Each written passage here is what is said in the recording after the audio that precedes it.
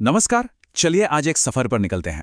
एक ऐसे सफर पे जो हमें यह सिखाएगा कि हमारी असली ताकत बाहर नहीं बल्कि हमारे ही अंदर छिपी है। और हम एक ऐसे दर्शन को समझेंगे जो हमें खुद का लीडर बनाना सिखाता है। तो चलिए एक सवाल से ही शुरुआत करते हैं। क्या कभी ऐसा महसूस हुआ है कि हमारे अंदर कुछ तो है, कोई ऐसी क्षमता है जो अभी तक बाहर नहीं आई है, एक ऐसी शक्ति जो बस जागने का इंतजार कर रही है?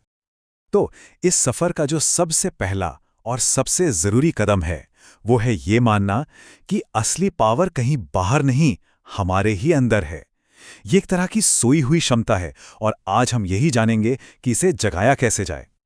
देखिए, इसका एक बहुत ही खूबसूरत उदाहरण दिया गया है।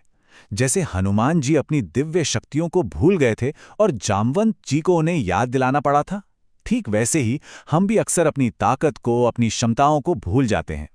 तो सवाल ये उठता है कि हमें हमारी ताकत याद कौन दिलाएगा? और इसका जवाब बहुत सिंपल है, हम खुद। मोटिवेशन कोई ऐसी चीज नहीं है जो कोई और हमें देगा। हमें किसी का इंतजार नहीं करना है, बल्कि खुद का सबसे बड़ा सपोर्टर, सबसे बड़ा चीयरलीडर बनना है। चलिए अब बात करते हैं इस सफर की पहली और सबसे बड़ी रुकावट की, और वो है दूसरों से उम्मीद रखना।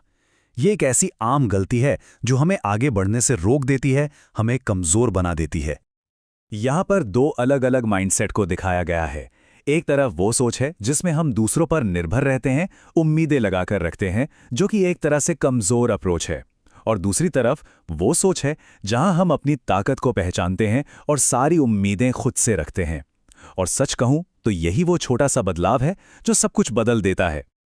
तो जो मूल मंत्र है, जो कोर आइडिया है, वो यही है कि सारी की सारी उम्मीदें खुद से रखनी है।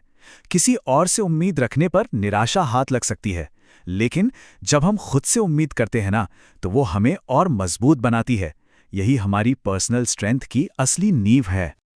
ठीक है, तो जब दूसरों से उम्मीद करना छोड़ दिया तो फिर अगला कदम क्या होगा? अगला कदम है खुद के सबसे बड़े कोच